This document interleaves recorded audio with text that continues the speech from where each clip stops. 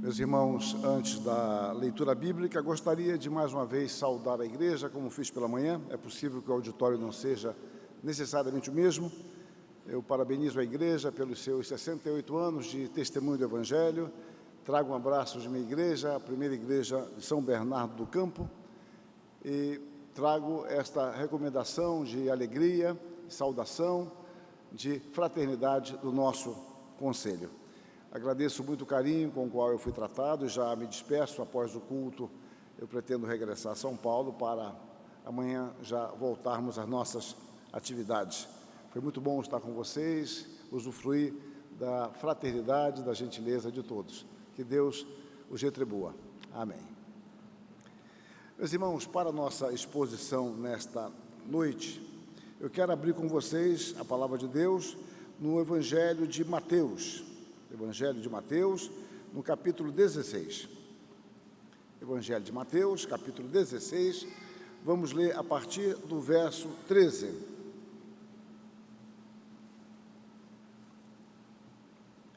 Mateus, capítulo 16, a partir do verso 13.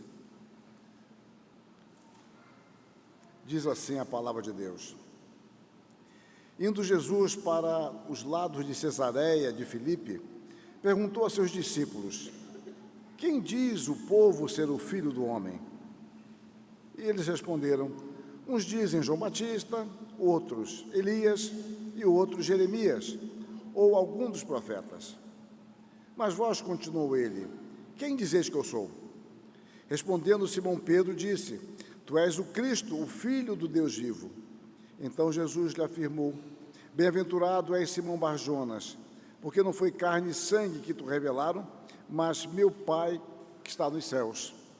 Também eu te digo que tu és Pedro, e sobre esta pedra edificarei a minha igreja, e as portas do inferno não prevalecerão contra ela. Dar-te-ei as chaves do reino dos céus. O que ligares na terra terá sido ligado nos céus, e o que desligares na terra terá sido desligado nos céus. Então advertiu os discípulos de que a ninguém dissessem ser ele o Cristo. Amém. Meus irmãos, eu gosto muito de pensar na igreja, biblicamente, como uma comunidade de pecadores regenerados. Na igreja você encontra esta tensão e esta dupla realidade. Nós somos regenerados por Deus, mas somos ainda pecadores. Somos pecadores, mas não somos mais dominados pelo pecado. Mas o pecado nos influencia ainda, nós não fomos libertos totalmente da influência do pecado. Do poder do pecado, sim, mas não de sua influência. E é por isso que a igreja, ela não é perfeita, obviamente. A igreja é composta por pessoas como nós, com dificuldades diferentes, com sensibilidades diferentes, com perspectivas diferentes. Então, isso muitas vezes revela aspectos da nossa pecaminosidade ainda sobrevivente. E é natural, então, já que a igreja é uma comunidade de pecadores, que de quando em quando surjam pessoas querendo resolver o problema da igreja e querem resolver, por vezes, de forma estranha a palavra de Deus. Outras vezes surgem pessoas que estão muito preocupadas com o futuro da igreja. E, de fato, de forma cíclica, nós ficamos preocupados com ataques diferentes, com situações diferentes. Eu me lembro, na pandemia recente, muitas pessoas perguntavam ou pensavam: o que vai acontecer com a igreja depois disso? As pessoas vão voltar à igreja, no sentido de voltar a ter comunhão como grupo religioso, que se reúne, que se congrega, ou vai cada um querer ficar na sua casa? E, na realidade, não foi isso que aconteceu. A experiência que eu tenho tido em várias igrejas é que elas passaram por um crescimento muito grande. E toda aquela ansiedade, por exemplo, foi uma ansiedade que nada adiantou, e graças a Deus por isso, porque Deus é o Senhor da igreja.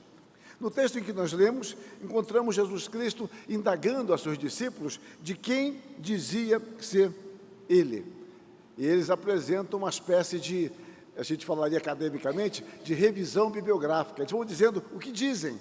Eles vão dizer que é João Batista, que é Elias, que é Jeremias, ou seja, eles estavam atualizados, eles sabiam o que falavam a respeito de Cristo. Mas agora, Jesus Cristo faz uma pergunta mais direta: e vós, quem dizeis que eu sou? E esta indagação culminou na resposta de Pedro: Tu és o Cristo, o Filho do Deus vivo. E o Senhor qualifica a Pedro, então, de bem-aventurado por ter compreendido esta realidade espiritual. E no verso 18, Jesus Cristo passa a falar sobre a igreja, a sua origem, lutas e vitória. Eu quero expor esse texto nesta noite sob esta perspectiva, a igreja de Deus. A igreja de Deus, como podemos aprender aqui, ela é fundamentada no próprio Cristo. Porque após a confissão de Pedro, Jesus Cristo diz: Também eu te digo que tu és Pedro, e sobre esta pedra edificarei a minha igreja. Aqui é um jogo de palavras por causa da língua grega. Pedro, pedra. Pedra significa um pedaço de rocha. Pedro significa uma lasca de pedra. Embora as palavras na literatura clássica sejam usadas indistintamente, nós sabemos que aqui a questão de Jesus Cristo não é dizer que a igreja é fundamentada em Pedro, mas fundamentada no próprio Senhor Jesus Cristo. E para isso, entender isto melhor, não haver dúvida entre nós, é preciso que comparemos com outros textos. Quando Jesus Cristo, na parábola dos lavadores maus, ele cita o Salmo 118 e diz: A pedra que os construtores rejeitaram, e esta veio a ser a principal pedra angular. Jesus Cristo é o fundamento da igreja. Jesus Cristo é o fundamento inabalável da igreja. Sem Cristo não haveria igreja. Igreja sem Cristo é uma contradição de termos, porque a base, o fundamento, a vida, a direção da igreja está sob Jesus Cristo. E a palavra de Deus vai nos dizer mais, que não há outro fundamento para a igreja. Quando Paulo combate, por exemplo, a pueril e sectária igreja de Corinto, ele diz: porque ninguém pode lançar outro fundamento além do qual foi posto, o qual é Jesus Cristo. Paulo, quando se refere aos judeus, vale-se de uma figura semelhante: e beberam da mesma fonte espiritual, porque bebiam de uma pedra espiritual que os seguia, e a pedra era Cristo. A pedra, o fundamento, a base da igreja é Jesus Cristo. A base da igreja não é o Papa, não é uma denominação qualquer, não é nem mesmo a nossa confissão de fé. A base da igreja é Jesus Cristo. Ela está fundamentada em nosso Senhor. Mas ele continua dizendo: Tu és Pedro, e sobre esta pedra edificarei a minha igreja. A igreja não é uma criação tardia, não é um plano B ou um adendo de Jesus Cristo. Ele mesmo diz: edificarei a minha igreja. E a forma dele falar edificar a minha igreja denota uma relação próxima, pessoal, carinhosa. A igreja é do Senhor. Ela não pertence a pastor, ela não pertence a presbíteros, a diáconos, ela não pertence a concílios, ela pertence ao Senhor, e Ele mesmo a edifica. A igreja, meus irmãos, tem sido edificada ao longo dos séculos.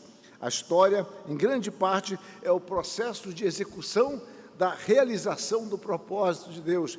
Deus tem dirigido essa igreja, tem constituído a sua igreja em momentos de maior evidência e momentos de menor evidência aos nossos olhos, mas o Senhor continua edificando a sua igreja. Nós somos a família de Deus, a família formada por Ele mesmo, como Paulo escreve aos Efésios. Assim, já não sois estrangeiros e peregrinos, mas concidadãos dos santos, e sois família de Deus, edificados sobre o fundamento dos apóstolos e profetas, sendo Ele mesmo, Cristo Jesus, a pedra angular, no qual todo edifício bem ajustado cresce para o santuário dedicado ao Senhor, no qual também vós juntamente estáis sendo edificados. Repare o processo: vós igualmente estáis sendo edificados para a habitação de Deus no Espírito. A igreja faz parte do propósito eterno de Deus. Os primeiros membros da igreja visível foram Adão e Eva, e ali nós temos a igreja se concretizando na história conforme um propósito eterno de Deus. E Paulo fala a Timóteo que, segundo o seu poder, que nos salvou e nos chamou com santa vocação, não segundo as nossas obras, mas conforme a sua própria determinação e graça que nos foi dada em Cristo Jesus antes dos tempos eternos. Quando o apóstolo Paulo se apresenta na carta a Tito, ele diz que ele é apóstolo de Jesus Cristo para promover a fé que é dos eleitos. Ele foi chamado por Deus para isso. Então, meus irmãos, a igreja, ela jamais poderia existir, ela jamais poderia sobreviver sem a ação de Deus. Deus tem feito isso de forma trinitária. A igreja, por exemplo, é composta por pessoas que confessam a Cristo como Senhor. A palavra de Deus nos diz que ninguém pode dizer Senhor Jesus, senão pelo Espírito. Vejam então, é o Senhor que nos leva a confessar ao Senhor Jesus Cristo. A palavra de Deus nos mostra que é preciso que confessemos a Jesus como Senhor. Jesus Cristo nos fala que ninguém pode conhecer o Pai, senão o Filho. E ninguém pode conhecer o Filho, senão o Pai é aquele a quem o Filho quiser revelar. Vocês encontram aqui um circuito fechado se o Senhor não abrir a porta para o nosso conhecimento. E é por isso que ele diz, bem-aventurado és Simão Barjonas, porque não foi carne e sangue que te revelaram. Você não aprendeu isso lendo história, você não aprendeu isso apenas meditando, você aprendeu isso porque Deus lhe deu esta compreensão. E a mesma coisa, nós confessamos ao Pai por meio de Cristo, e nós conhecemos a Cristo por meio do Pai, e isto tudo mediante a ação do Espírito Santo. Olha um texto magnífico em Mateus, quando Jesus Cristo diz, tudo me foi entregue por meu Pai. Ninguém conhece o Filho, senão o Pai, e ninguém conhece o Pai, senão o Filho, e aquele a quem o Filho o quiser revelar. Conhecer a Deus, meus irmãos, é graça. O apóstolo Pedro, ele encerra a sua carta dizendo, antes crescei na graça e no conhecimento, porque conhecimento é graça. Deus não está posto diante de nós para uma fria especulação intelectual, mas é pela graça de Deus, é pela graça que nós podemos, de fato, conhecer a Deus. Então nós vamos entendendo que o Senhor tem chamado o seu povo, tem constituído o seu povo, tem feito com que o seu povo reconheça a necessidade de salvação. É Ele quem nos elege, é Ele quem nos salva, é Deus mesmo quem forma este corpo. Num texto magnífico de João 6, em alguns versos, nós lemos, todo aquele que o Pai me dá, esse virá a mim, e o que vem a mim de modo nenhum lançarei fora. Ninguém, reparem bem, ninguém pode vir a mim se o Pai que me enviou não o trouxer, e eu o ressuscitarei no último dia. E prosseguiu, por causa disto é que vos tenho dito, ninguém poderá vir a mim se pelo Pai não lhe for concedido.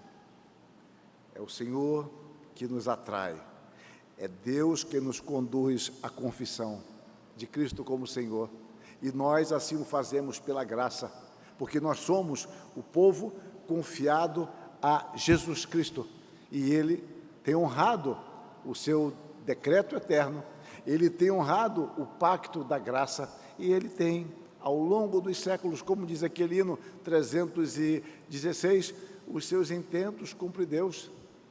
Deus tem cumprido os seus intentos ao longo dos séculos, constituindo esta igreja. E esta igreja, ela é ordinariamente formada, edificada por meio da palavra. É pela palavra de Deus que nós podemos, de fato, conhecer a Deus e confessar a Jesus Cristo como nosso Senhor e Salvador. A palavra de Deus é, por exemplo, um antídoto contra os lobos vorazes. É o que Paulo diz aos presbíteros em Mileto, presbíteros de Éfeso. Ele diz que surgiriam falsos mestres, lobos vorazes que não poupariam o rebanho, mas a preocupação dele com aqueles irmãos é que eles vigiassem e continuassem ensinando a palavra.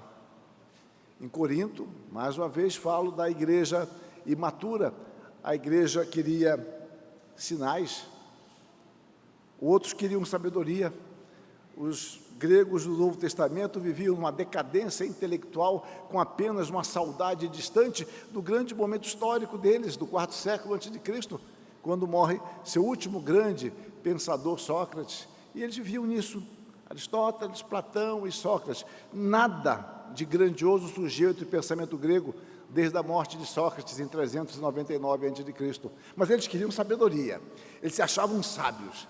E os judeus queriam coisas maravilhosas. Então, aqui queremos entender a mensagem por meio do intelecto. O outro quer ver sinais. E se Paulo desse sinais, nunca seriam suficientes. Eles quereriam mais. Se Paulo apresentasse uma sabedoria humana, eles iam querer mais e mais. E, na realidade, isso nunca seria suficiente, porque eles nunca conheceriam de fato a Cristo. E Paulo dá um basta nisso de forma muito simples, quando escreve aos Coríntios. Porque tanto os judeus pedem sinais, como os gregos buscam sabedoria, mas nós pregamos a Cristo crucificado. Escândalo para os judeus e loucura para os gentios. Os gentios chamavam aquela mensagem, não é de loucura, loucura é uma tradução bastante livre, chamavam aquilo de idiotice. O que Paulo está dizendo é isto. A palavra aqui tem esse sentido. A pregação do Evangelho, olhada pelos gregos, parecia uma coisa imbecil, uma coisa idiota. E Paulo diz, olha, é assim que vocês chamam. E ele continua, a minha palavra e a minha pregação não consistiram em linguagem persuasiva de sabedoria, mas em demonstração do Espírito e de poder, para que a vossa fé não se apoiasse em sabedoria humana, e sim no poder de Deus. Porque a sabedoria humana passa. Grandes princípios de Aristóteles, Sócrates e Platão passaram. Já não são mais considerados como relevantes, como muito do nosso saber de hoje também. Porque a ciência, ela é sempre provisória, a ciência absoluta não existe. Passa, mas a palavra de Deus é o fundamento da igreja, porque a palavra de Deus é Cristo, o Cristo encarnado. E Paulo diz aos Coríntios, olha, vocês querem sabedoria e querem sinais, mas aprove a Deus salvar aos que creem pela loucura da pregação. Ele diz, olha, o método de Deus é outro. Aprove tem o sentido de vontade prazerosa. Deus tem prazer em salvar os que creem por meio de, entre aspas, a imbecilidade da pregação. Aquilo que você acha imbecil, continue achando imbecil. Mas Deus salva por meio da palavra. A fé vem pelo ouvir, e ouvir da pregação da palavra. Este é o método de Deus. E Deus, então, por meio da sua palavra, tem edificado a igreja. E o apóstolo Pedro vai nos dizer que pelo seu divino poder nos têm sido doadas todas as coisas que conduzem à piedade. Todas as coisas. Não há carência, não há falta, não há nenhum elemento que escape e a gente precisa falar, olha, eu precisava dessa ferramenta, eu precisava desse elemento, desse ingrediente. Não. Todas as coisas nos foram dadas, todas elas que são necessárias. Deus, pelo seu divino poder, tem feito isto. E ao longo da história, o Espírito tem chamado o seu povo por meio da palavra de Deus. E Ele vai realizando a sua obra. Às vezes há temores nossos, incompreensões, mas o Senhor tem formado a sua igreja. Eu gosto de pensar de um canteiro de obras. Eu não entendo nada de obras, eu sei achar uma obra bonita, mas não sei visualizar, como alguns colegas meus, muito mais capacitados, eles olham um barranco e falam, olha, ali eu estou vendo um templo, eu olho e vejo um barranco. E eles conseguem ver ali uma terraplanagem, um muro de arrimo que vai ser feito, vai construir 3 andares e assim por diante, e depois a obra se realiza. Mas quando você vai depois e essa obra ainda está sendo realizada, você olha com uma certa dúvida, porque quando você vai num canteiro de obras, a coisa está toda desarrumada. Você vê pilhas de tijolos, areia, pedra, ferro, madeira, ferramentas jogadas, escombros, valetas, etc. Quando a igreja está em reforma, eu me lembro da minha infância, como nós gostávamos de correr no meio das obras da igreja. E os diáconos ficavam preocupadíssimos, porque tinha vergalhão, tinha prego, tinha parafuso, e uma criança podia cair ali e se machucar. Porque é assim mesmo, quando nós olhamos uma obra.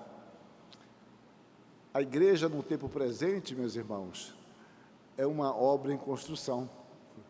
E ela está cheia de falhas, está cheia de pregos, cheia de valetas, cheia de chave de fenda jogada, água escorrendo, e a gente não entende bem isso. Mas o Senhor, aquele grande mestre de obras, Ele está conduzindo a igreja. Ele está formando a sua igreja. Então hoje é imperfeita mesmo. Não que nós devamos nos acomodar na imperfeição, mas admitir que o Senhor está edificando. Edificarei a minha igreja. Usando uma outra figura, Jesus Cristo diz: ainda tenho outras ovelhas, não deixe aprisco. A mim me convém conduzi-las, elas ouvirão a minha voz, então haverá um rebanho e um pastor. Então, aquilo que Deus resolveu fazer, Ele irá fazer. Nós, em alguns momentos, veremos isso com um vislumbre muito mais nítido, como vimos hoje pela manhã a igreja de Filipos. Que igreja magnífica, imperfeita, mas uma igreja muito madura, muitos exemplos para nós. Mas o fato é que Deus continua realizando a sua obra. Edificarei a minha igreja. Tu és Pedro, sob esta pedra edificarei a minha igreja. E ele continua dizendo: e as portas do inferno não prevalecerão contra ela. A igreja de Deus, ela é preservada pelo próprio Cristo.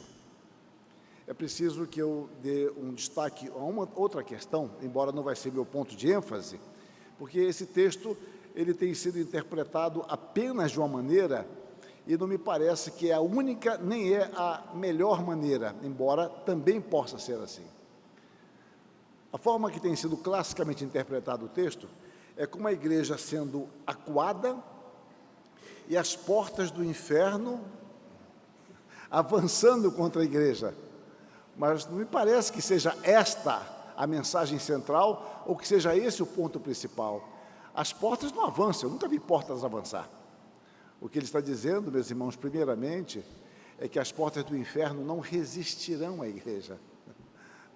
As portas do inferno não vão prevalecer, porque tudo pertence a Deus. E a igreja invade estas portas, ela arrebenta essas portas, supostamente sob o domínio de Satanás, porque tudo pertence a Deus. Não há nenhuma parte, não há nenhum centímetro sequer, inspirando-me no grande autor Kuyper, no universo, que Deus não possa olhar e dizer: isto é meu, isto me pertence. Tudo pertence a Deus. A igreja, então, avança e nada resiste à igreja a despeito de nossas limitações, porque, na realidade, o poder não está em nós. Mas há também um outro aspecto que eu quero desenvolver hoje, que a igreja, ela sempre se deparará com investidas do diabo. Essas investidas vão tentar bloquear o seu avanço e, se possível, destruí-la. Vocês vejam já aqui a ousadia de Satanás. Satanás é um grande estrategista. Paulo fala que nós não lhe ignoramos os desígnios. Desígnios ali tem a ver com mente, a capacidade de planejar as coisas. Ele é bastante ardiloso, ele sabe planejar bem as coisas. E nós vemos aqui, Pedro estava num momento de grande elevação, porque o Senhor diz: bem-aventurado és Simão Barjonas, porque não foi carne e sangue que te revelado, mas meu Pai que está nos céus. Pedro, então, é bem-aventurado, é o próprio Senhor Jesus Cristo que fala.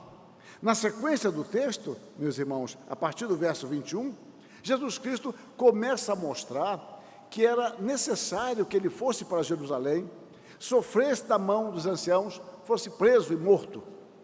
E Pedro é o bem-aventurado. E Pedro agora, ele se sente no direito, com capacidade, para chamar o Senhor Jesus Cristo à parte e falar: ó Senhor, que isso? Que morrer coisa nenhuma? Atualizando a linguagem, ele falaria assim: Pedro, está com síndrome de pânico? Que negócio é esse? Que depressão é essa? Que morrer em Jerusalém coisa nenhuma?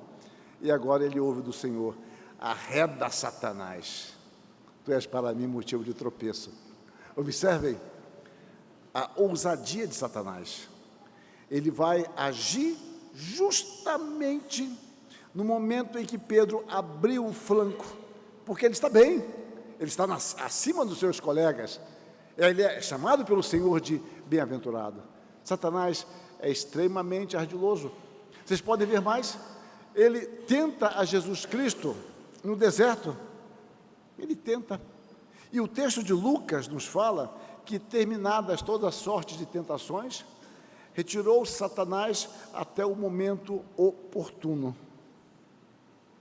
Até o momento oportuno. E aqui nós vemos o momento oportuno.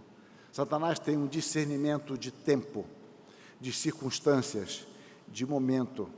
Ele sabe trabalhar muito bem com isso. Satanás é perito em tentar.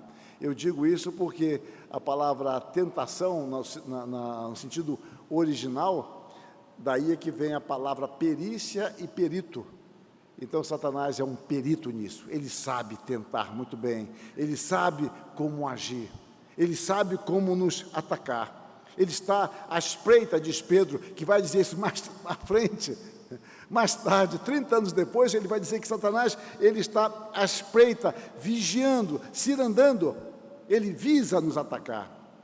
E nós, meus irmãos, não temos poder algum em nós mesmos para resisti-lo. No entanto, as palavras de Cristo permanecem. As portas do inferno não prevalecerão contra a igreja, porque o Senhor é todo-poderoso. É isso que o apóstolo Paulo diz: o Senhor é fiel, Ele vos confirmará e guardará do maligno. A história, meus irmãos, é o palco também das artimanhas de Satanás contra a igreja de Deus, mas também é a descrição da vitória de Cristo, conforme o enredo escrito por Deus na eternidade. E os ataques são sutis, são diferentes, nos chamam a atenção para um lado, fazem brilhos, sons, mas na realidade o ataque está aqui, de uma forma muito mais sutil que nós não percebemos. Um dos ataques mais sutis que a igreja sempre sofreu e vai continuar sofrendo, só que de forma diferente, é um ataque à Escritura. Satanás tenta Eva e Adão a partir da palavra, foi assim que o Senhor disse. Tenta Jesus Cristo com a própria palavra de Deus. A Escritura, distante do povo de Deus, foi o que caracterizou parte da Idade Média. O povo foi distanciado da palavra, vai esfriando em sua fé. A igreja, então, na Idade Média, por exemplo, ficou atolada numa ignorância e no misticismo, totalmente distante da palavra de Deus. Deus levanta Lutero e Calvino, tanto outros, para trazer a igreja de volta. E essas bandeiras que esses homens levantam é somente as Escrituras, somente Cristo, somente a graça, somente a fé, glória, somente a Deus. As batalhas são diferentes. Hoje, nós não somos, em geral, nos países mais democráticos, nós não somos conduzidos à fogueira, ou à forca, ou à prisão, por causa do Evangelho. Embora haja reviravoltas em alguns países do Ocidente, e o nosso país não está livre disso. Mas o fato é que a nossa batalha hoje é muito mais no campo das ideias. No campo das ideias. Os nossos jovens, como eu falei pela manhã, me preocupam bastante, e embora eu não tenha explorado isso, mas mencionado, muitos se perdem na universidade. Porque a universidade, ela perde a sua influência como algo que tem um pensamento cristão.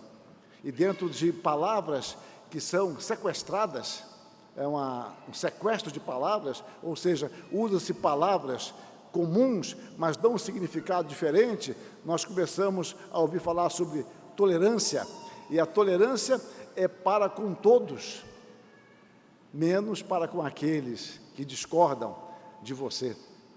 Nós ouvimos palavras como a ciência, como se ela fosse absoluta, e a ciência sempre, como eu insisti pela manhã, é provisória.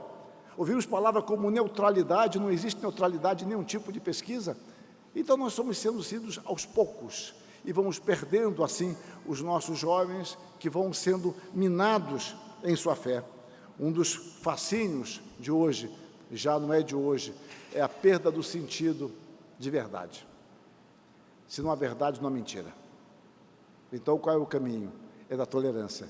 Tolerância não porque eu devo respeitar pessoas, tolerância porque, no fundo, ninguém sabe o que é certo e o que é errado. Então, cada um viva como quiser. Onde não há verdade, não há pecado. Faça o que você bem quiser. Isso é muito sutil. Isso é algo que vai sendo introduzido gradativamente nos meios acadêmicos, onde há um preconceito enorme, enorme contra o cristianismo. Sempre é algo colocado de lado. Vale-se da liberdade que o cristianismo dá, da oportunidade de pesquisa que dá, justamente para destruir a fé cristã. Nos anos 70, na minha mocidade, cantava-se uma música o autor era, o primeiro nome eu não me recordo, mas era Rui Guerra. Ele escreveu, me parece que em 1978, era cantado por Ney Matogrosso, e dizia: não existe pecado na linha abaixo do Equador. Vai ser bonito, tema de novela, e aquela música estava dizendo simplesmente o seguinte: não há pecado porque não há lei, onde não há lei não há pecado, onde não há verdade não há mentira. Elimina-se o critério de julgamento. Aí você vê constantemente, quem sou eu para julgar? Você julga que não pode julgar. As contradições de uma profundidade epidérmica do saber moderno. Então percebam, meus irmãos, que a igreja enfrenta batalhas diferentes, mas a igreja, ela é o estandarte da verdade. É isso que o apóstolo Paulo diz: nós somos coluna e baluarte da verdade. A igreja deve ser o pilar e o terreno da verdade. E não venhamos agora com questões de discutir o que é verdade, ninguém sabe a verdade, a sua verdade, que tudo isso é bobagem que se resolve facilmente com a discussão séria. Mas o fato é que nós queremos simplesmente minar a fé da igreja. É uma batalha ardilosa, sutil, e muitas vezes temos perdido essas batalhas, porque nós não temos apresentado a palavra de Deus com consistência e, ao mesmo tempo, pedido a Deus misericórdia por nós, por nossos filhos, por nossos netos, para que eles permaneçam firmes. E dentro desta batalha contemporânea, a igreja tende a assumir dois riscos muito perigosos. Um é que eu chamo de barganha. Ela barganha com os valores do seu tempo. Ela negocia valores por meio de assimilação dos valores seculares. Ela pode recitar versículos bíblicos, mas ela não aprendeu a pensar como cristão. Então ela negocia, ela barganha para manter o seu emprego, para manter o seu status quo, o seu salário. E nos meios acadêmicos isto é extremamente forte e evidente. E outro perigo, outro risco para a igreja é o da privatização. Esse que eu chamo de privatização é a religião que é minha, de mais ninguém. A igreja se retirar do mundo e viver apenas intramuros e deixar de exercer o seu papel na sociedade como povo de Deus. Dois perigos: negociar seus valores ou se retirar. O desafio para nós é para invadir o mundo com a palavra, com a nossa fé no poder de Deus, porque as portas do inferno não prevalecerão contra a igreja, porque a igreja é do Senhor. Eu quero concluir apresentando algumas considerações finais. A primeira delas é que a igreja está sendo formada e moldada à imagem de Cristo.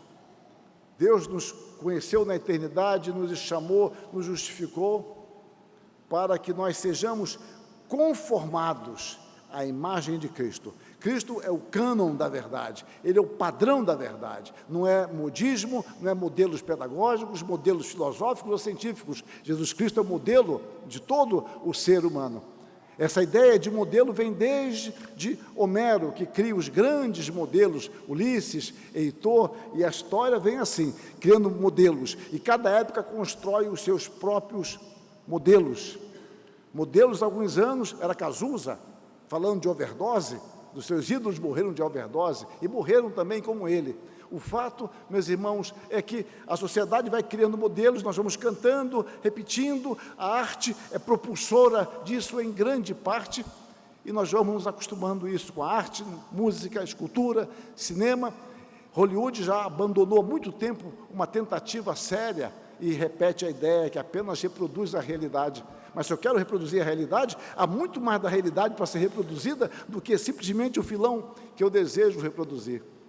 Mas, a despeito de eu não entender bem tudo isso, o fato é que as portas do inferno não prevalecerão contra a igreja. Mas nós não podemos tergiversar em nossa fé. O Senhor dirige a história dentro do seu propósito. Daí essa declaração de Paulo, que o Senhor nos escolheu para sermos conformados à imagem de Cristo. E, finalmente, o Senhor apresentará a igreja ao Deus Pai, sem mancha, sem mácula, nem ruga, nem coisa semelhante, porém santa e sem defeito. Mas nós temos que aprender, então, a usar dos meios que Deus nos dá. Nós falamos, citando Pedro, 2 de Pedro 1, 3 e 4, que Deus, pelo seu divino poder, nos tem concedido todas as coisas que conduzem à piedade. E, ordinariamente, Deus nos dá a sua palavra, Deus nos dá a oração, Deus nos dá os sacramentos. São meios que Deus nos dá para o fortalecimento da igreja. E nós não podemos ter uma vida vigorosa distante da palavra. Nós não podemos ter uma vida forte sem a oração. É preciso que nós meditemos na palavra, é preciso que nós busquemos orientação em Deus, a sua direção, o seu perdão, a sua misericórdia e o seu fortalecimento. Um outro aspecto é que a igreja, a despeito de suas falhas, ela é tão preciosa para Deus, que essa igreja foi confiada ao Filho. O Pai confia a igreja ao Filho, e o Filho devolverá esta igreja ao Pai quando ele consumar esta obra. Vamos à primeira parte. O Pai confiou a igreja ao Filho. Em João 17, em alguns versos que eu leio aqui, nós temos isso muito claro. Pai, é chegada a hora, glorifica teu Filho para que o Filho te glorifique a ti. Assim como lhe conferiste autoridade sobre toda a carne, a fim de que ele conceda a vida eterna a todos os que lhe deste. Manifestei o teu nome aos homens que me deste do mundo, eram teus, tu nos confiaste, e eles têm guardado a tua palavra. É por aqueles que eu rogo, não rogo pelo mundo, mas por aqueles que me deste, porque são teus. Ora, todas as minhas coisas são tuas, e as tuas coisas são minhas, e neles eu sou glorificado. O Senhor Jesus Cristo tem operado isso na edificação da sua igreja, até que ele consume a sua obra. E Paulo também fala da consumação desta obra. Ele diz assim: e então virá o fim, quando ele entregar o reino de Deus o Pai, quando houver destruído todo o principado, bem como toda a potestade e poder, porque convém que ele reine até que haja posto todos os inimigos debaixo dos pés. O último inimigo a ser destruído é a morte, porque todas as coisas sujeitou debaixo dos pés. E quando diz que todas as coisas lhe estão sujeitas, certamente exclui aquele que tudo lhe subordinou. Quando, porém, todas as coisas lhe estiverem sujeitas, então o próprio Filho também se sujeitará àquele que todas as coisas lhe sujeitou, para que Deus seja tudo em todos. É o Senhor consumando a sua obra e devolvendo ao Pai a igreja santa, pura e sem defeito. Mas eu olho para a igreja hoje, da qual eu faço parte como pecador, e não entendo isso. Mas o Senhor leva a sério a sua promessa. Ele é um Deus fiel. Ele é poderoso para cumprir o seu propósito. A igreja é o presente de troca de presente. Este é o plano de Deus para a igreja.